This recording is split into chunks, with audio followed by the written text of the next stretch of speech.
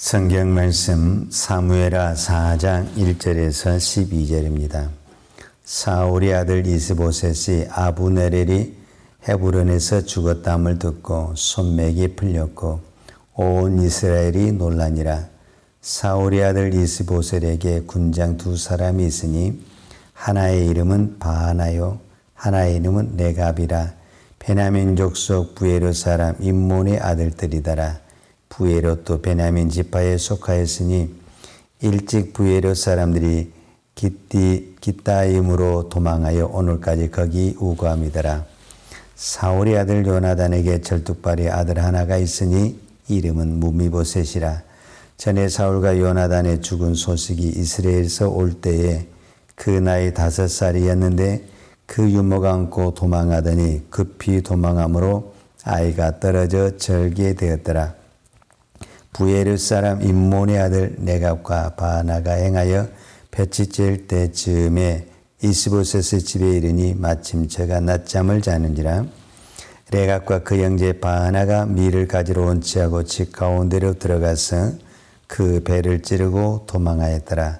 저희가 집에 들어가니 이스보셋이 침실에서 상의에 누웠는지라. 저를 쳐 죽이고 목을 베어 그 머리를 가지고 밤새도록 아라바 길로 행하여 헤브론에 이르러 다윗 왕에게 이스보셋의 머리를 들이며 고하되 왕의 생명을 예하려다던 온수 사울의 아들 이스보셋의 머리가 여기 있나이다. 여호와께서 오늘 우리 주 대신 왕의 온수를 사울과 그 조선에게 갚으셨나이다.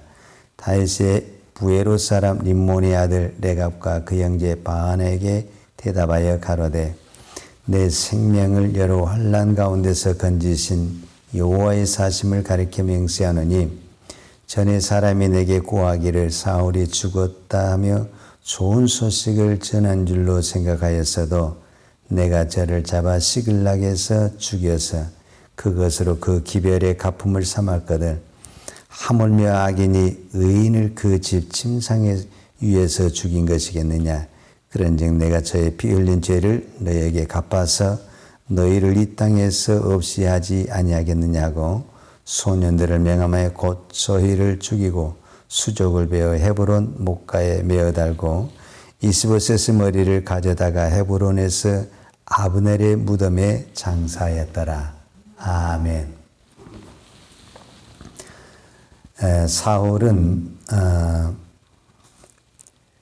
사울 왕이 죽은 다음에 다윗은 곧바로 왕이 될 것으로 생각을 했는데 성경을 보면 그렇지가 않습니다.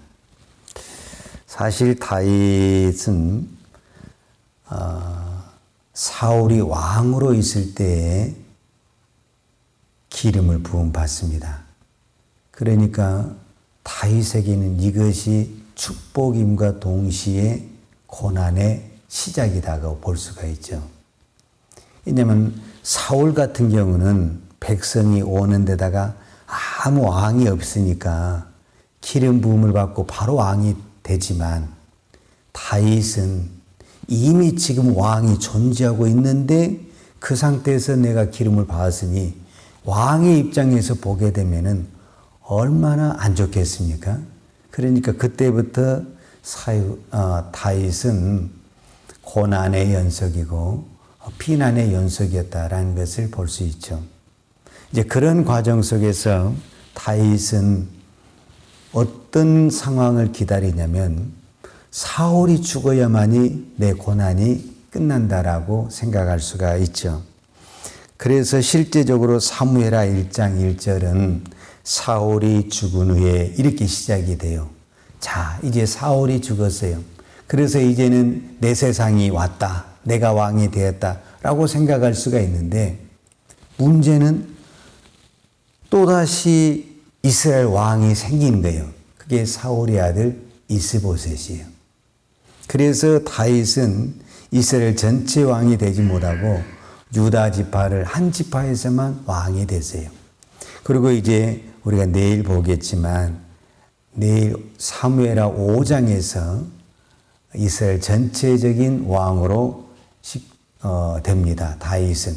그러니까 1장, 2장, 3장, 4장에서는 어떤 부분에서는 우리가 이렇게 짧은 시간이 간 것 같지만 실제적으로 다윗이 유다의 지파 헤브론에서 왕이 된 시간은 7년 6개월입니다. 그러니까 기름 부음을 받고 유다 지파의 왕이 되기까지 15년이 걸렸다고 말을 했을 때 유다 지파에서 전체 왕이 되기까지는 15년의 절반이라고 할 수 있는 7년 6개월이 또다시 필요했어요. 그러니까 어떤 부분에서는요, 다윗은 이 전체 왕이 되기까지 많은 시간, 거의 23년이라는 긴 시간을 기다림의 시간을 보냈다라고 볼 수가 있죠. 사무엘하 1장에서 4장까지 공통적으로 나오는 이야기가 하나가 있어요. 우리가 자세히 보게 되면은 우리가 그것을 찾아볼 수가 있는데, 첫 번째가 뭐냐면은 사무엘하 1장 1절에 사울이 죽은 후에 그랬어요. 가장 중요한 사람이 사울인데 사무엘하 1장 1절에서 사울이 죽어요. 그 다음에 이제 2장에 가서는 누가 죽냐면 2장에서는 이제 이미 나라가 나눠졌어요. 요압을 중심으로 한 다윗의 나라, 아브넬을 중심으로 하는 이 이스보셋의 나라가 나눠졌는데 이 요압과 이스보셋이 전쟁을 해요. 그래서 이 전쟁을 통해서 요압의 군사에서는 약 20명 정도가 죽어요. 그런데 이 아브넬의 군사에게는 360명이 죽어요. 그러니까 2장에서도 지금 이 아브넬의 군사의 핵심 장사들이 많이 지금 죽어가고 있는 것을 볼 수가 있어요. 그 다음에 3장에 와서는 누가 죽냐면은 실제적인 이스라엘 나라의 핵심 인물인 아브넬 장군이 죽게 돼요. 그리고 오늘 4장에서는 누가 죽냐면은 이제 이스라엘 나라의 가장 왕이라고 하는 이 연약하지만 어찌됐든 그래도 왕은 왕이잖아요. 이스보셋이 죽어요. 그러니까 지금 사울의 후손에 있는 그 사람들이 그 라인, 우리가 흔히 말하는 그 줄에 있는 사람들이 다 죽어가는 거예요. 장수들이 죽고 장군이 죽고 실제로 후계자가 죽어가고. 근데 이 죽음을 기록한 이유 중에 하나가 뭐냐면 이 모든 죽음에 누구하고 상관이 없냐면 다윗하고 상관이 없다라는 거예요. 이게 굉장히 중요해요. 만약에 이 죽음에 다윗하고 연관이 되어 있다고 한다면은 다윗은 왕이 못 돼요. 그리고 이스라엘 전체를 통합할 수가 없어요. 그러니까 다윗은 그냥 가만히 기다리고만 있는 거예요. 기다리고만. 근데 누가 다 작업을 했냐면은 사울은 블레셋 군사가 작업을 했고 또 그 다음에 아브넬의 군사나 아브넬에는 실제적으로 누가 있냐면은 다윗 허락 없이 요압이 자기 마음대로 한 거예요, 사실은. 그리고 오늘 결정적으로 이스라엘 왕 이스보셋은 누가 죽였냐면은 이스보셋 군대 장관이 죽였어요. 그러니까 전적으로 이거는 누구하고 상관이 없냐면은 다윗하고 상관이 없다라는 거예요. 이게 하나님이 하신 작품이라는 것을 우리는 볼 수가 있죠. 자, 하나님이 우리가 보통 하셨다 이렇게 표현을 많이 하잖아요. 분명히 우리가 이 사건을 봐도 다윗이 한 것이 없죠. 다윗이 실제적으로 뭐 아브넬을 죽였습니까? 이스보셋을 죽였습니까? 사울을 죽였습니까? 사울은 죽을 기회가 있어도 안 죽이고 다 하나님 앞에 내려놨죠. 자, 우리가 보통 하나님이 하셨다고 했을 때 우리는 그냥 말로 하면 안 돼요. 하나님이 하시려면 두 가지, 물론 여러 가지가 있는데 제가 두 가지를 생각했는데 그 두 가지가 첫 번째가 뭐냐면은 하나님이 하셨다. 그러려면 하나님이 하시도록 내가 손을 안 대야 돼요. 우리는 참 그 말의 어폐가 있는데 내가 손을 다 대고 뭐라고 하냐면 하나님이 하셨다고 그러는 거예요. 그러면 일이 안 되는 거예요. 말로만 하나님이 했다라는 말, 실제적으로 내가 했으면서도 이건 말이 안 되는 거예요. 하나님이 직접 작업을 하시려면은 하나님이 하도록 우리가 말하는 내려놓고 맡겨야 되는 거예요. 설령 내가 할 수 있는 기회가 와도 참아야 되고 인내해야 되는 거예요. 그런데 우리는 그게 잘 안 된다라는 거예요. 우리에게 어떤 기회가 왔을 때 분명히 다윗에게 기회가 왔거든요. 사울을 죽일 수 있는 기회가 왔을 때 우리는 어떻게 하겠어요? 하나님 감사합니다. 하나님이 이렇게 좋은 기회를 주셔서 감사합니다. 아마 우리는 대부분 이렇게 가버린다라는 거예요. 그래 놓고 하나님이 하나님이 사울을 죽이겠다. 그런 기회를 만들어줬다. 우리는 이렇게 합리화를 시키게 된다라는 거예요. 그런 기회가 왔을 때도 다윗은 자기가 하지 않고 기다렸다라는 거예요.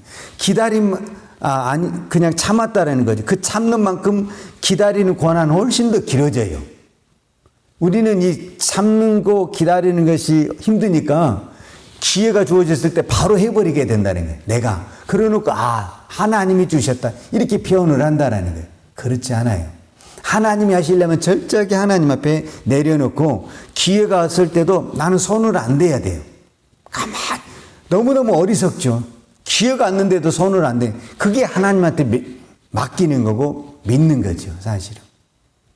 그 다음에 이제 우리가 기다리면서 조심해야 될 것이 또 하나가 있어요. 하나님 우리에게 고난을 주실 때는 고난이 목적이 아니에요, 사실은. 그거 오해하면 안 돼요. 하나님 우리에게 고난을 주실 때는 그 고난을 통해서 내를 변화시키기 위한 하나님의 뜻이 있는 거예요. 근데 우리는 고난만 무조건 참으면 된다고 생각을 하고 고난만 참고 있는 거예요. 그러면 고난 안 끝나요.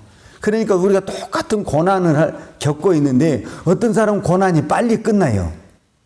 그래서 우리가 오해를 해. 하나님 누구는 고난이 빨리 끝났는데 왜 내 고난은 안 끝납니까? 우리가 이렇게 하나님 앞에 항의를 하거든요. 그런데 하나님의 고난은 그냥 무조건 참는 것이 아니라 그 참는 것을 넘어서 하나님의 뜻이 있어요. 우리가 믿음의 사람으로, 기도의 사람으로, 용서의 사람으로, 사랑의 사람으로 변화되기를 원하는 거예요. 그 변화되는 시점이 왔을 때 고난이 끝나는 거예요. 무조건 기다린다고 고난이 끝나는 것이 아니라 하나님이 원하는 사람으로 변해야 된다는 거예요. 믿음의 사람으로 변하든지 기도의 사람으로 변하든지. 그러면 다윗에게 원하는 것은 뭐냐면은 원수를 사랑하는 거예요. 원수를 사랑하고 품는 거예요. 그러니까 하나님이 우리에게 요구하는 것은 대부분 여기에 초점이 맞춰져 있어요. 왜 고난이 있냐면은 왜 고난이 있냐? 어떤 사람하고 나하고 불편한 관계에 있기 때문에 고난이 있는 거예요. 환경의 고난은 고난도 아니에요, 사실은. 진짜 고난은 사람과의 고난이거든요, 사실은. 그러면 대부분 그 사람과의 고난을 통해서 우리는 어떤 마음이냐? 마음이 강팍해지고 용서가 안 돼요. 그럼 고난 안 끝나요. 그 마음을 품어야 돼요. 그 원수를 품어야 돼요. 그 원수를. 나를 죽이려는 그 원수를 품고 그 사람을 사랑을 해야 돼요. 그때 우리에게 뭐가 끝나냐면 고난이 끝나는 거예요. 근데 대부분의 사람들은 그거는 안 하고 그냥 무조건 참고 있는. 왜? 나에게는 아직 그 원수를 품을 수 있는, 사랑할 수 있는 그 마음이 안 돼요. 그러니까 그거는 안 되니까 무조건 하나님 참겠습니다. 인내하겠습니다. 기다리겠습니다. 이것만 하고 있는 거예요. 그래서 곧 끝날 것 같은데 안 끝나는 거예요. 고난이 끝나려면 하나님이 고난을 준 목적이 있어요. 인내 하나 하기 위해서 하는 게 아니에요. 물론 인내가 중요하지요. 그러나 그 인내를 뛰어넘어서 가장 중요한 것은 우리의 속이 변화되기를 원해요. 믿음 없는 사람이 그 고난을 통해서 전적으로 하나님을 믿는 사람, 기도하지 않는 사람이 기도하는 사람. 그러나 가장 중요한 것은 사랑하는 사람, 원수를 사랑하는 사람, 나에게 고난을 주는 사람을, 그 사람을 품는 사람. 그러면 고난이 바로 끝나죠. 바로 다윗의 고난도 여기서 끝난 거예요. 도망 다니고 피하고 참는다고 해서 고난이 끝나는 것이 아니라 그것을 품었을 때 고난이 끝납니다. 이 땅의 모든 사람은 고난이 없는 사람이 한 사람도 없습니다. 나름대로 다 고난이 있어요. 겉보기에는 다 반질한 것 같지만은 정신적으로, 마음적으로, 육체적으로, 물질적으로 다 고난이 있어요. 어떤 부분에서는 눈에 보이는 고난, 물질적인 고난, 이 육체의 질병의 고난은요, 어떤 부분에서는 고난도 아니에요. 진짜 고난은 마음을 찌르는 고난이 말로 표현할 수 없는 고난이에요. 내가 물질이 좀 부족하면 안 쓰면 되는 거예요. 그러나 이 마음이라는 건 그렇게 안 되는 거예요, 사실. 이 마음을 다스리는 것이 그만큼 어려운 거예요.